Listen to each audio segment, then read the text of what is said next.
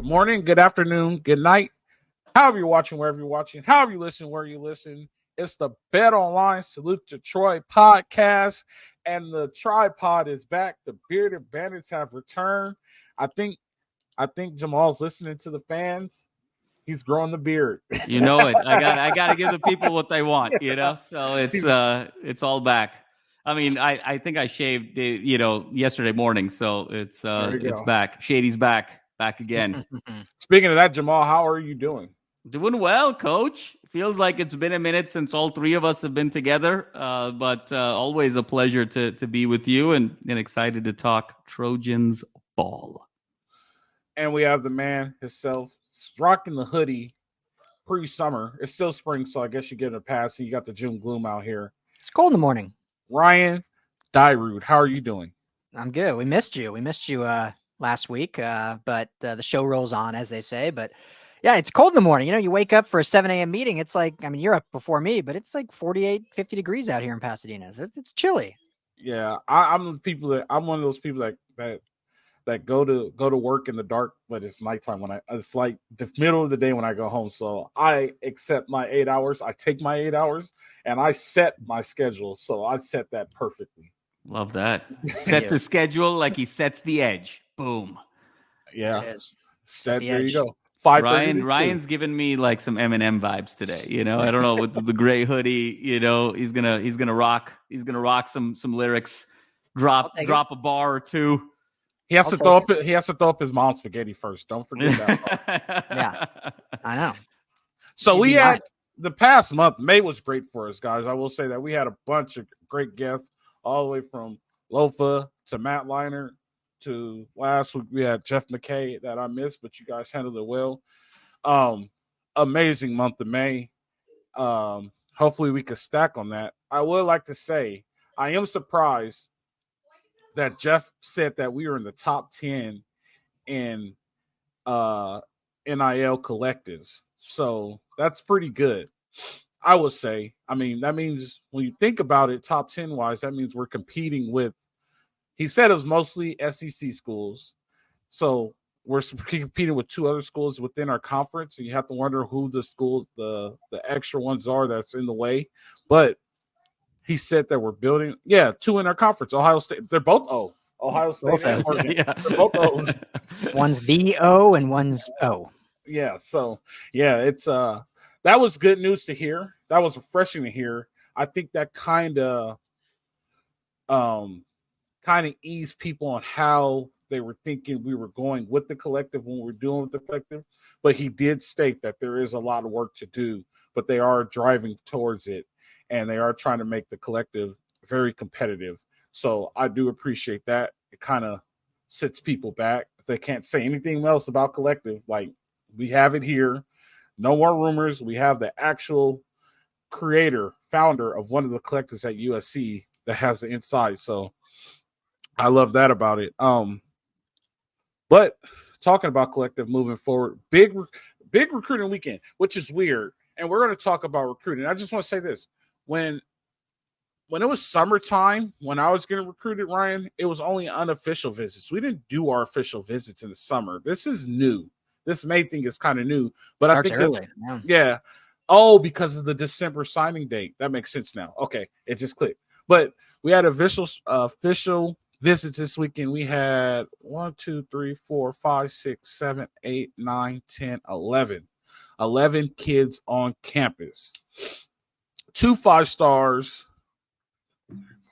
6 4-stars, and 1 3-star. I might have counted that wrong. My math is off. 8 4-stars. 8 4-stars. There you go. And then the 3-star. So, big weekend. Moving forward, the recruiting trail is progressing. I'll kick it to Ryan. Ryan, what have you heard? Ryan got his ear to the ground, so he has all the connections. What have you heard, Ryan? Well, yeah, I mean, we'll see when more stuff comes out. But it's, seems like a good weekend. Obviously, super important weekend for a lot of not just the overall program, but a lot of these young men making big decisions and but they're choosing their future. But yeah, I mean, it's cool to see, right? Like all these guys now, it's a different world than even when you were in it, Fred, which wasn't that long ago. But guys posting, they're out doing the Hollywood sign hike. They're touring like penthouse suites in downtown LA, which is a new thing. I thought one of the cool things that was kind of real big on social media is the USC kind of media production company like knocked out of the park with everyone does their little like recruiting weekend video.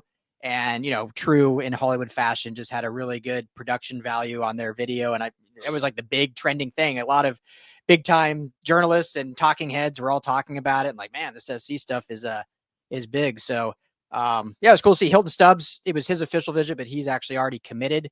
But it seemed like he was even kind of like recruiting while he was there, just based on what he was posting and with other safeties and defensive backs that he was with. So I mean, it's big time. And we'll get into it obviously, but yeah, it looks like a good weekend for SC. We'll see what comes out of it. Usually when these things happen, you get one or two kind of actual verbal commitments fairly quickly, and then other guys wait till they do a lot more of their visits throughout the summer. So I'm sure we'll have some stuff trickle in here in the next couple days and then on through the summer.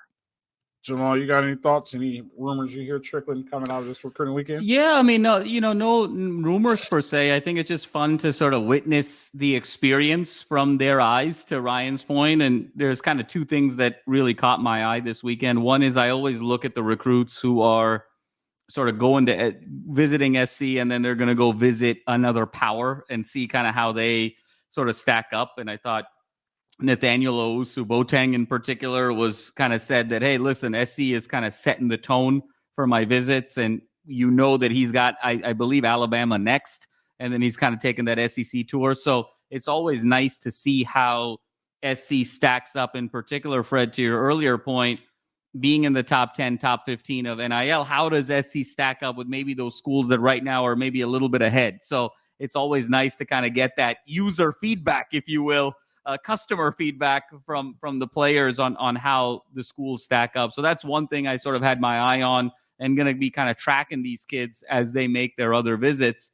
And then number two, I thought it was a wonderful job of bringing in former players into the experience. I mean, there was a lot of conversation, a lot of interaction with Taylor Mays, with Mike Williams, with Mark Sanchez.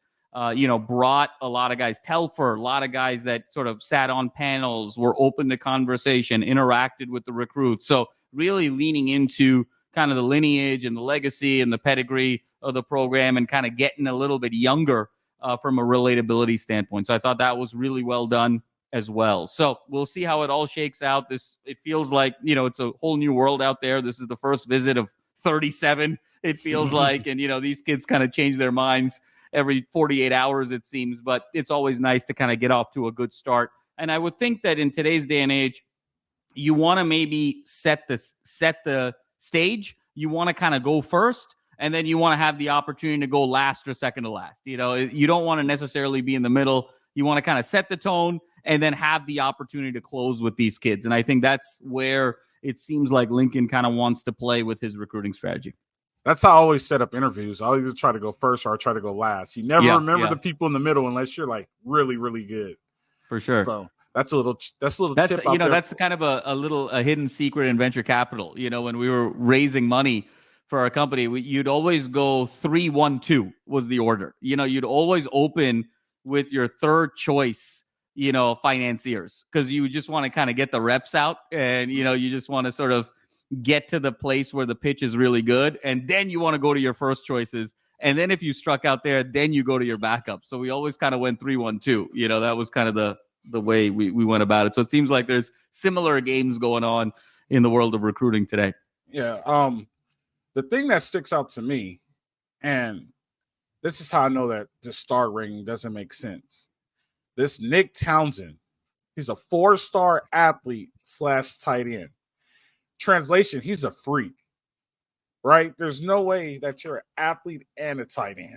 Like that means you're a very big athlete, and I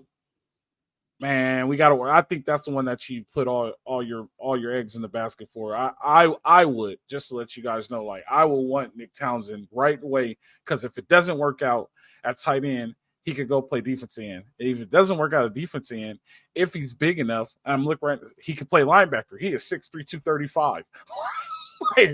Like this dude, like come on, man. Like that's a good check. I'm happy that he was on campus. He's out of Texas, so we'll see the Caney High School. We'll see what he does. But Nick Townsend sticks out to me, 6'3", 235, which he'll get bigger in a summer, right? He'll be 245. He'll gain the 10 pounds quick. Plus, on top of the freshman 15, that extra 5. So that is a guy that is worth keeping your eye on. They have some more alignment on there, which they always do. Shea Hilton does. They got more linebackers. They're recruiting the athlete, Trey McNutt, five-star safety. Man, I don't know this theory, but they're heavy on recruiting defensive backs in the portal and in high school. Like, they're really heavy on recruiting a lot of defensive backs. And then, of course, they have, I guess, Jonah Williams counts as an athlete, a receiver also. Let's see. 1, 2, 3, 4, 5 receivers. So, real quick on, they're always going to recruit receivers.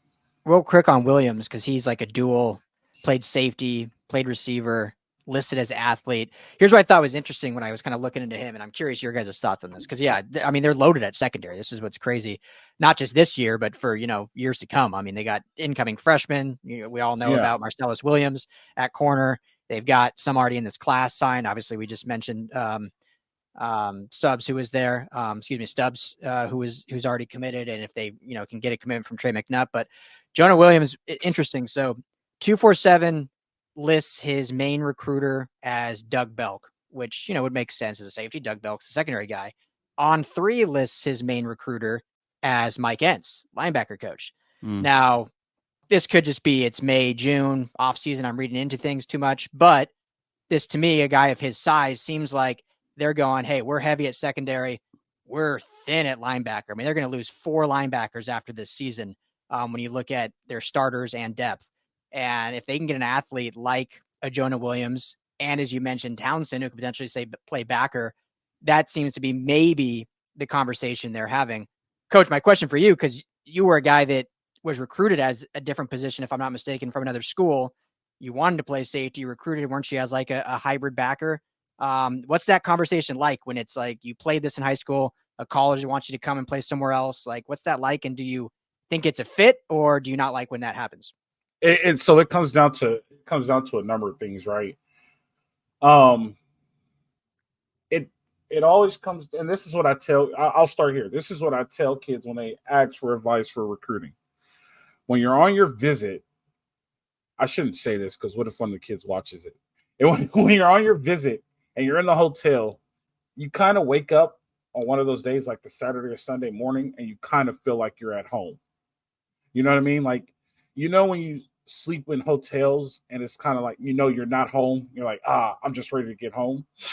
That's the first thing. The second thing is with the dual position, each school comes at you a different way. It's Oregon State told me, I'm going to be a linebacker. You're coming in right now. You're playing linebacker. You're going to be our will linebacker. SC, I went to their camp. They told me you fit our safety. You play down the box. Like, you're fast enough to be our safety. It was like that with multiple schools. UCLA wanted me to be the linebacker, but they ended up passing on me later down the line. Cal was a safety. Arizona was a safety. Arizona State was linebacker. So they back then, and things might have changed, but back then they would just flat out tell you, like, this is what we want you to play. This is what we're looking at you as.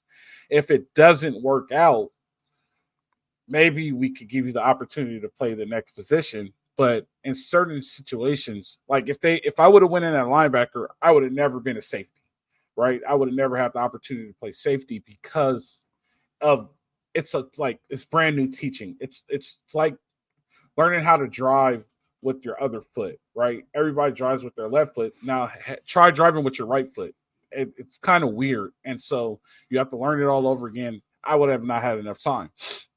So for me, in my experience, schools are straight out, and they were up. Fresno State, Pat Hill was big on me. He wanted me, you're a linebacker. We want you to play linebacker. It makes no sense for you to play safety. You fit in our system. If I played in today's game, I would be a linebacker.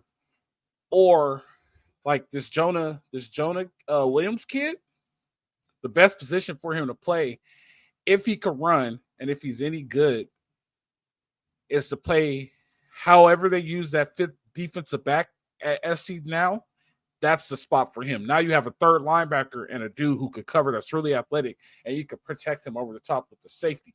So for him, it's harder for him because of his athletic ability, and he could be a DB, a linebacker, you know what I mean? Like, or a receiver.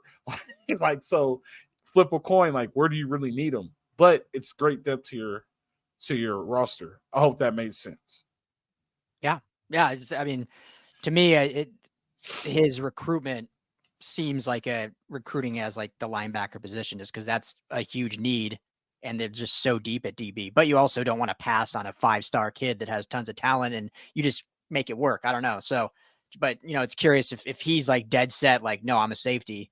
You're curious how those conversations, if they're like, all right, well, we'll play safety, but it's like, I mean, they have 7 starting caliber safeties right now, and obviously they'll lose a couple like Arnold, but I mean, Ramsey's going to be back. All these guys are going to be back next year, so it could be, if he wants to play safety, I mean, he'll be. But look at Marcellus Williams. I mean, he's going to get starting reps as a freshman, so you never know. You never want to pass on a guy just because you have depth. But linebacker seems like a good spot on paper right now. Yeah, I mean, I think it works for SC, right? And this is where it's almost like a dating app, right? Where it's like, how do you make the match work? It's fascinating with him. 6'3", 203. He's 5-star. He's declared as an athlete, but he's really a safety. And so to me, it sort of screams, I think, optionality. I think he wants sort of to be in the best possible position to succeed.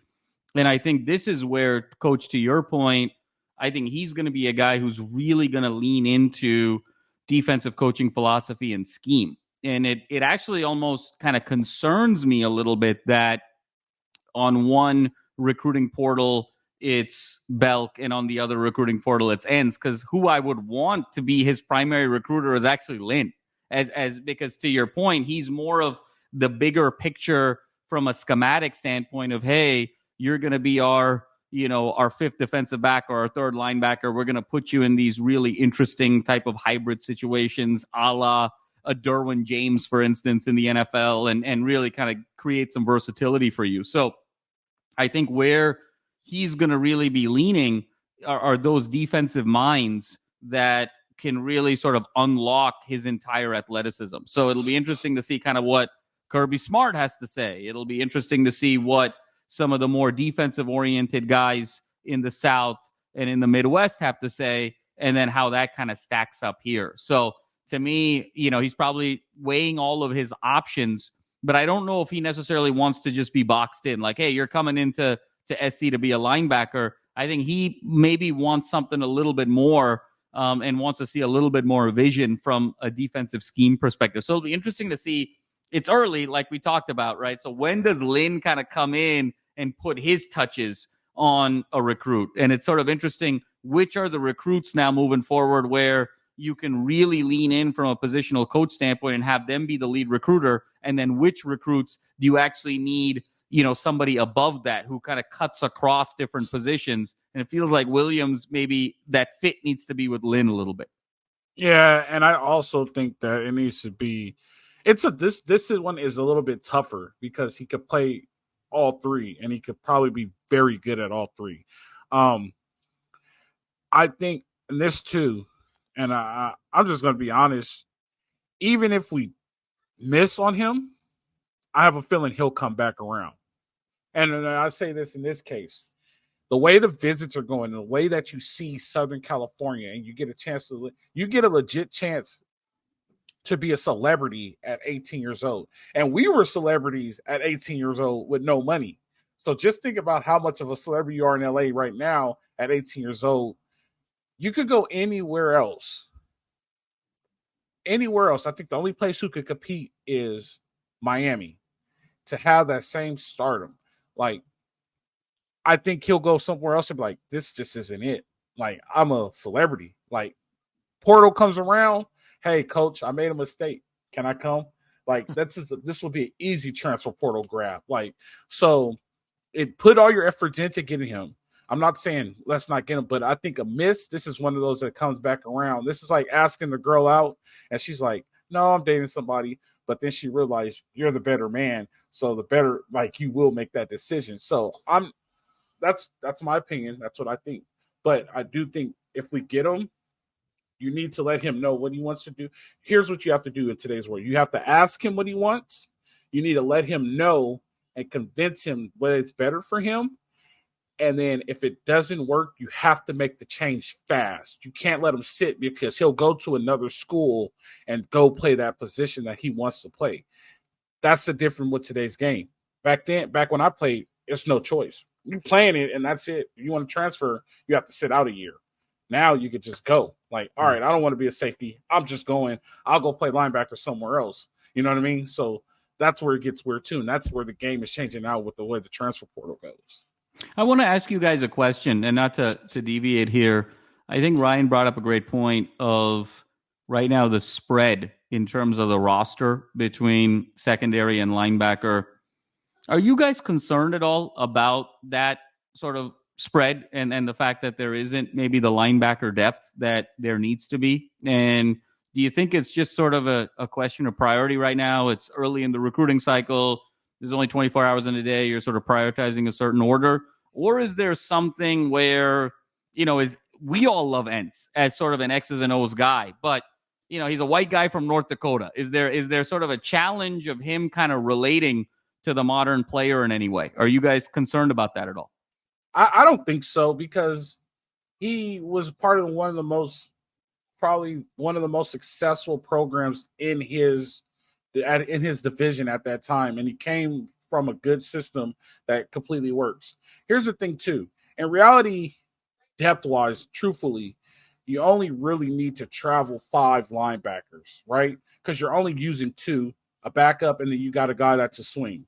So depth chart-wise, what do they have on their scholarship-wise? I think 6 or 7. Like, it's not anything great, right? That's how big the room needs to be in today's game. Like back when I played, it was Mike Sam Will, and you need to be 3 deep as each. So now that becomes 9, and now you reduce it by 1. So now everything else reduces. So I think the depth is fine. It's not so much the numbers in the depth, it's the talent in the depth. The quality. Yep. Yeah. So like if my ones fall off, how big is the drop decline? off? Yep. Yeah. So if the decline is crazy, then that's where it starts to worry me. But right now, I think it's okay. They have the right numbers. It's can they get the talent to perform? What do you think, Ryan? On Jamal's question. Yeah. I mean, I think right now I'm not concerned. I think for this season, it's a really strong group. I think when you look at linebacker, it's similar to like running back in terms of depth, as you kind of said, Coach. Like you don't need to have like 12 linebackers as long as you have like 3 to 4 quality starters and then like probably 2 or 3 more like good depth. Looking forward, you have 2 incoming freshmen with Stevens and Newby, who both look really, really strong coming in. They have to get 2 in this recruiting cycle also. I mean, you can't go into the next season losing all your starters plus your senior depth in Rayshawn Davis, and you're going to have 2 freshmen, a couple non-scholarship guys, and then some transfer portal guys. So I would be concerned if they don't get any on this, but right now I feel fine about it. Everything we've heard about Entz, I know we like him, and again, it's players talking, but glowing reviews of Entz, glowing reviews from coaching staff and on his recruiting as well. So at this point, I wouldn't be concerned as long as they nail down at least 1 or 2 good ones in this class, which if they can get this kid who was here this weekend, as you alluded to, Jamal, Owosu Boateng, I mean, that'd be a huge mission accomplished. There. Yeah, no doubt. Yeah. Well, and you got to think about this too, Jamal, and recruiting happens fast. Recruiting is kind of like vacation, right? And this is how somebody explained it to me when I was young in the game. They said recruiting is kind of like vacation. You book your vacation this year, right? You're like, all right, cool. We're going to Hawaii. Next thing you know, you look up and you got to get ready to go on vacation, right? You go on vacation. Next thing you know, you're back on a plane back home, right? Like it happens faster than you think. And before you know, you're like, all right, who do we have? Where do we miss? So then you start filling in roster spots. So we're in June now. The open period is probably for a couple of months. They probably can't recruit any during camp. So dead period is probably from August to you probably could recruit during the season, bring them in on official visits. Next thing you know, it's December. Like we're in June, just like we were talking about, like we got 1 more month to get through this and August is here. Like it's going to happen faster than you think. And so it's a change. It's such a change, man, in recruiting because of the December date. So they have to be on it and get them now. I think the advantage of them coming in now is the schools are going to try to get them in the season, and you won't get that same attention during the season as you get right now, where there's nothing going on but running and activity. So SC is kind of like on the forefront of this new recruiting thing, because I was like, I saw the tweets. I'm like, why are these dudes on visits? But now that it makes sense that it's December, like, all right, we're going to show them these penthouses. We're going to take them to Hollywood. We're going to do all this immaculate stuff.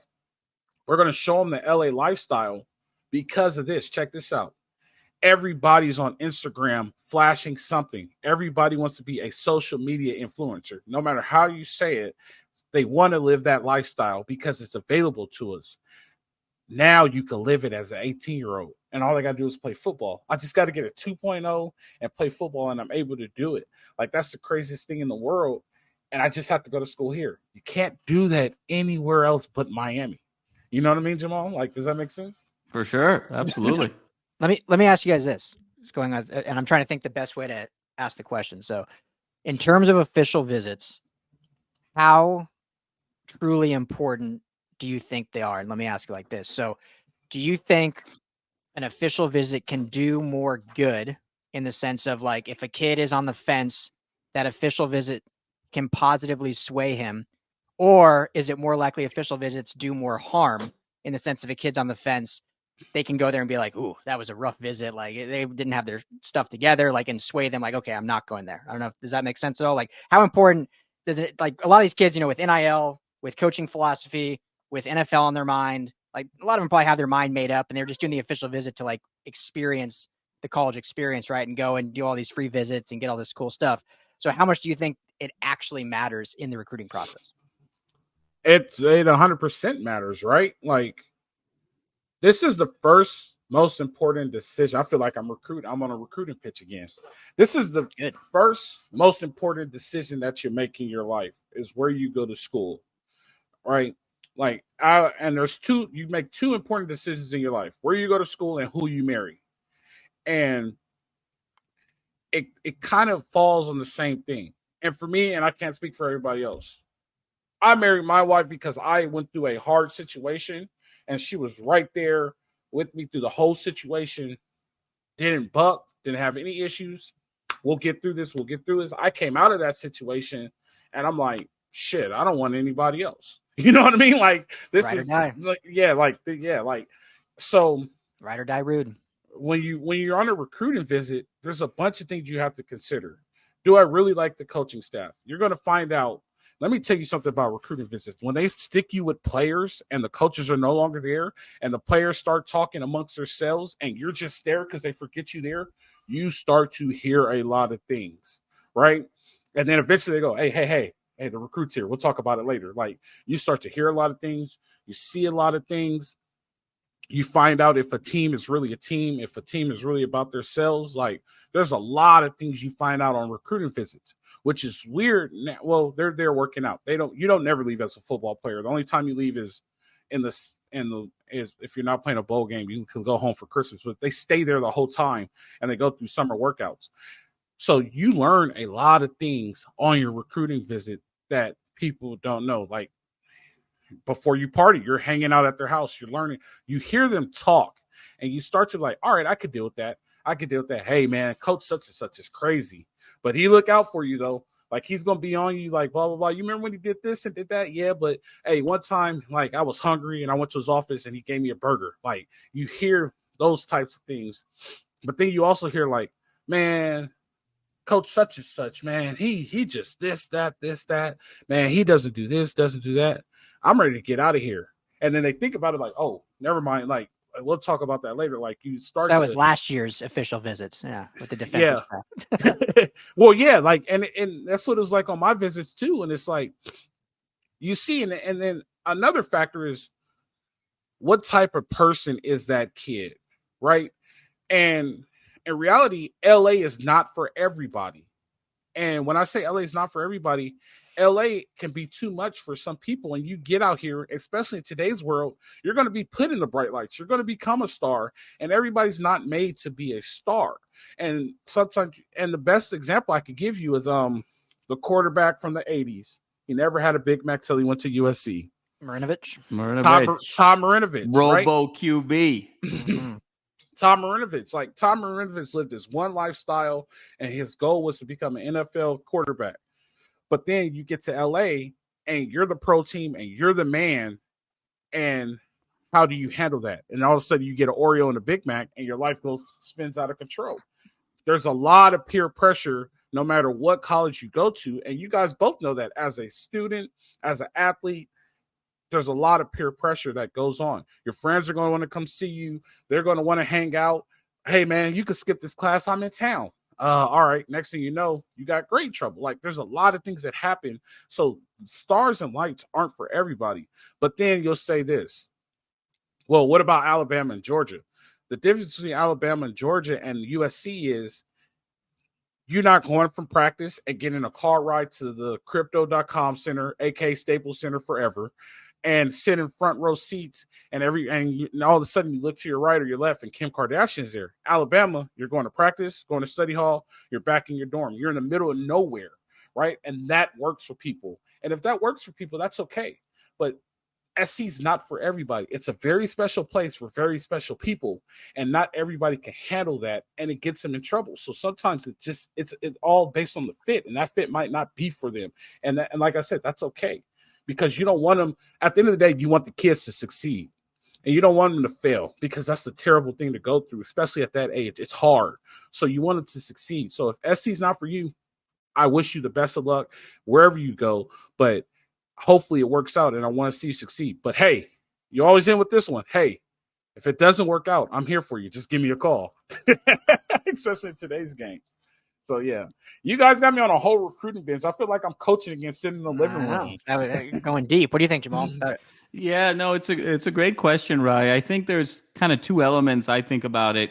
One is I think the curation is really important. I think the recruits that you bring together on a visit, I think has a huge impact on the quality of that visit. Because at the end of the day, they're 17, they're 18, they're 19. There's only so much sort of an authority figure can tell them. Obviously, you're very keen on your coaching staff. You're keen on the culture. To Fred's point, you're almost like Sherlock Holmes, kind of with the magnifying glass, looking for the breadcrumbs, looking for the actual clues.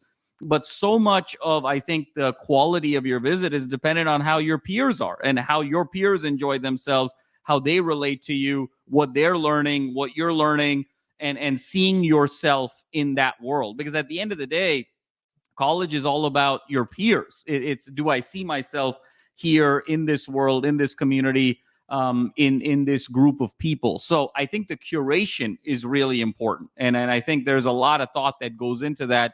And I think that more than some of the external factors, I think plays a bigger role than I think people realize. And B, I think SC is in a very unique situation when it comes to these official visits. And I think, no pun intended, but it is a double-edged sword because A, you are selling Los Angeles and the benefits that come with Los Angeles, but B, the vast majority of these kids are not going to be experiencing Los Angeles the way you're selling it on these official visits. So you also have to be a little bit careful of how much you sell the external aspect of it, because you also don't want to lead them down a road to say, hey, all of this is sort of available to you in terms of the Los Angeles marketplace, when the reality is, unless you're the star quarterback or you're a Biletnikoff winner or you're, the top 1, 2, 3 guys, it actually kind of isn't.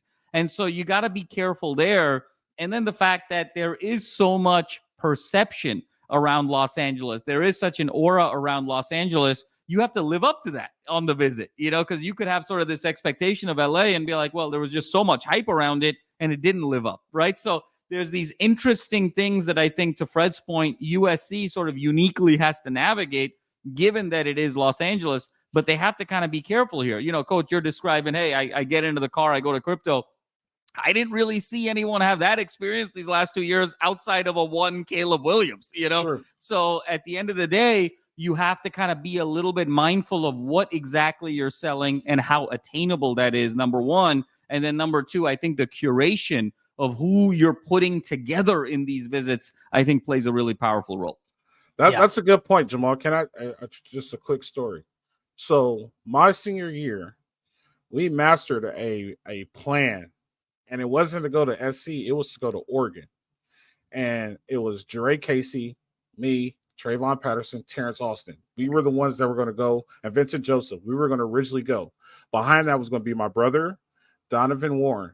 They were going to go behind us. Behind them, it was going to be Von Telemack, Jarrell Casey, who went to SC, and it was one more, Herman Davis. We were all going to go to Oregon. Like, you guys tried to Trojan horse the Trojans? We no, it was we were getting recruited, and we all talked about it. Like, we were all there, and we were like, we could set this up in Oregon where we could pipeline it and win a couple of national championships and be a really good team and have a bunch of people there, and we'll be around each other. We can make it really work.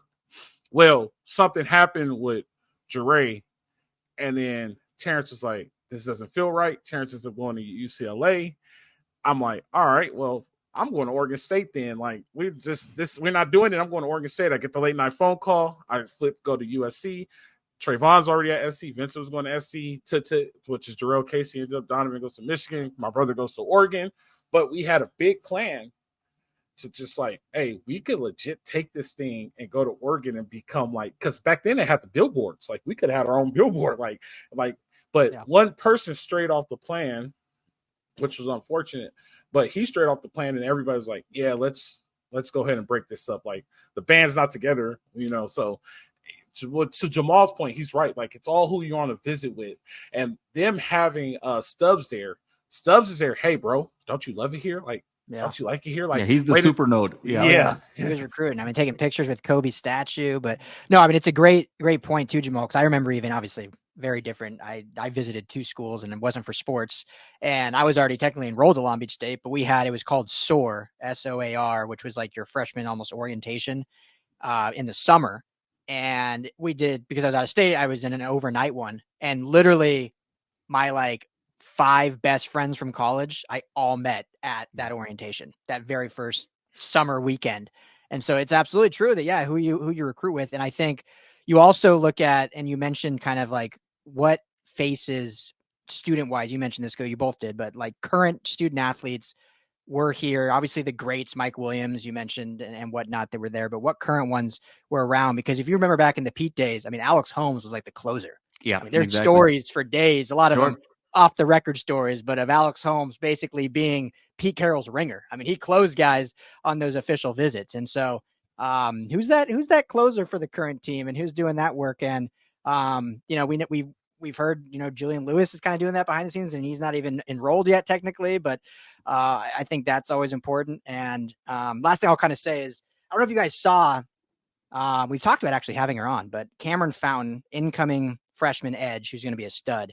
His mom was on USCJ's show a couple days ago. Shout out our good guy, USCJ.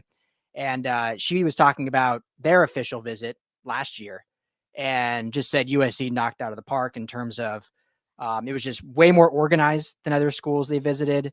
Obviously the coaching and the LA stuff, everything we've talked about, that sells itself. But like the actual just like selling the school, she said SC did a really good job. And one thing that she mentioned that I thought was cool, that apparently other schools don't do this. I thought this would have been fairly obvious.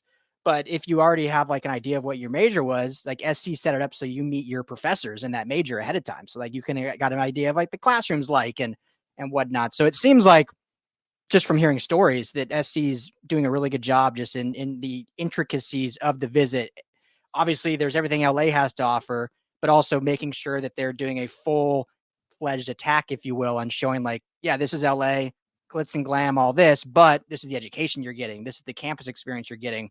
These are the players that are here that are going to, you're going to be with. So I agree with you. I posed the question. I 100% think these these official visits are extremely important because it's the first true experience these kids get on these campuses in these cities.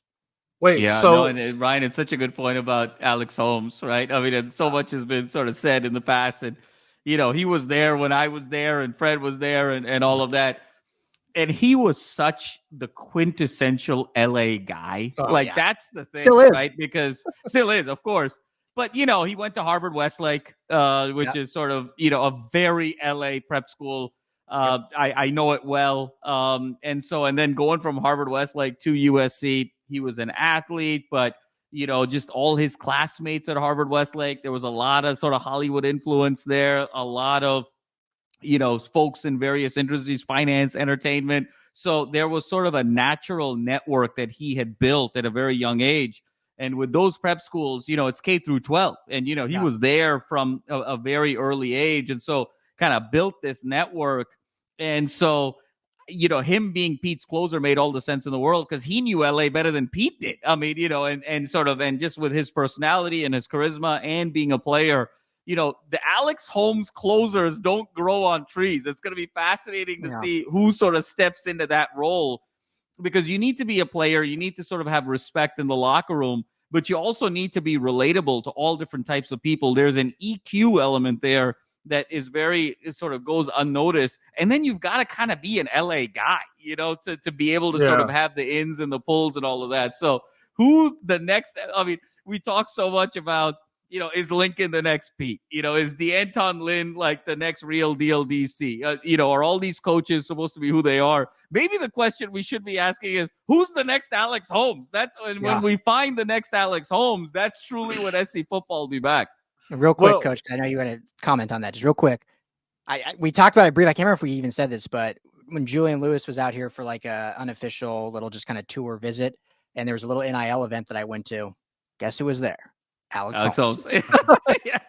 Yep. Well, surprise. Yeah. I don't know though if Alex has quite the same cachet at 42 that he did at 22. Well, I was talking to him because I had met him before. We were sitting talking, and he's like, "Bro, what am I doing here? I don't know what I'm doing." You're just like there, like he's like the funniest guy. Works in crypto, which is hilarious. But anyway, go ahead. Well. Of course he does. Yeah. Yeah. There's two things. So one thing is, it was easy to recruit us. They pointed to downtown and said, we own downtown LA, right? Like, you want to work downtown LA, then this is where you come to school. The Trojan Mafia, USC for life, like you get this whole thing. But another thing, to Jamal's point, was there was somebody who was the football guy and there was somebody who was the party guy. And I experienced this one time, and I don't know if we could get in trouble, but there was an open tab at a certain club in downtown LA, and we used to take them there, and it was flowing, right? There was some illegal activity going on, but we'll just leave it at that. But that worked a lot. But, like, here's the difference. My recruiting visits, they were all the same. And they still – so all my recruiting visits, we talked to the dean or the counselor of whatever we were interested in, right? So we did that. But you flew in Friday. They fed you. You got to see the team pregame or whatever. You did all that. You go to a party Friday. Saturday, you go to the game. You get to do everything in the morning. You get to be with your host. You get to watch the game. They do the whole, like, meet your counselor thing on Saturday also. They feed you. You go to a party. Sunday, you go home. You sleep on the plane. Now, excuse me, I'm sorry about that. Now, you can't even, that won't even work. Go ahead, Ryan. I'm sorry. Get it all out. Get it all out. He's getting choked up thinking about Morgan State. He's so excited talking about the old days that, he can't Corvallis even control himself right now, I mean, that's how good it was back then, okay? Actually, Corvallis was my best trip. I'm not going to lie to you. Corvallis. I don't doubt it. Corvallis those places that is just the college town that are self-contained, they go ham. I mean, so I don't doubt that for a second. Corvallis was fun. Yeah, like I don't doubt it. Corvallis is just Corvallis. Like I legit. There was a girl there. She said, "If you come in here and you come back here, I'll be your girlfriend." I was like, "What? Like, what do you how does it work like that?" But no, like Corvallis, but like now you can't recruit like that. I can't fly a kid in one day, feed him, and like you have to do all this stuff. Me, maybe I'm old. I wouldn't want to do all that. Like, I don't care. Like, I'm the type of person, I'm here for the party. Show me what the party life is like. Like, I'm just being honest with you. Like, I don't want all the fancy stuff. I don't need that. I want to talk to the coaches. Let me talk to the school, see what the school's like. Can you guys get me to the NFL? And let me show me what the nightlife is like, because I'm not the type of person to stay inside the house. So let's do that. But I'm simple. I'm old. Probably in today's world, I need all the extra stuff because I was just looking at On 3, and did you guys know this on On 3? There's a tab on there on your player profile that says NIL value. That's what that's what On3 was founded on, was like an NIL database. So like there's value, so it's a whole different game. You have to recruit these kids like you're recruiting a free agent. And that's all the stuff they're doing now is the stuff that they do for free agents in the NFL. Like, this is crazy. But I'm just saying, Corvallis. World, coach. Different world. Corvallis, Oregon, though, best place I've ever been. And they're going to run the Mountain West for a few years. So. That's fine. Hey, Corvallis, Oregon. But if I get why people like Dennis Erickson won at Corvallis. I completely understand it. You get a Chad Johnson and TJ Husmanzada. This is your world, bro, for the next 2 years. Primo. I'm just saying that. That's all I'm saying. Corvallis. If you're single and you like younger co-eds, go visit Corvallis, Oregon, and watch what happens. I guarantee you'll have a great story. I'll put it like that. Coach is going to get us in trouble, man. I'm just off there. We got to record. I want to unpack that statement for a second. If you're single and you like younger co-eds, I want to just ask you, who is your target audience for that line? What demographic are you identifying there? What age exactly? Our age group. Oh, jeez. Our age group. There's people out there. Who like younger women. Like hold on, wait, Jamal. Wait, don't Ryan, you too. You're telling me all the college parties you went to was just people your age? Never. There's always that old guy who was in. Yeah, but is that what you're selling? Oh, come to USC where you can be the old guy. You know? No. What I'm saying is, Corvallis, if you're into that type of stuff and you want to experience a really good time, go to Corvallis, Oregon. That's what I'm saying.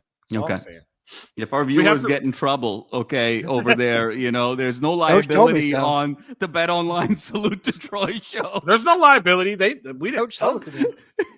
No. Make sure the asterisk of age. That's definitely yes. The understanding there. Yeah. Yeah, definitely of age. That's 100. We're gonna have to record on Thursday, Ryan. This can't go on the radio. Yeah. Bring us home. Bring us home. We had a good one. We had fun today. At least we made it 47 minutes. There we go. Good job, guys. I appreciate you guys. Recruiters are rolling. It's so fun. How about we do this again on Thursday? I appreciate you, man. Appreciate you, Ryan. Appreciate all your fans. It's the Bet Online Salute to Troy podcast. You guys know how it goes. Live free, fight on.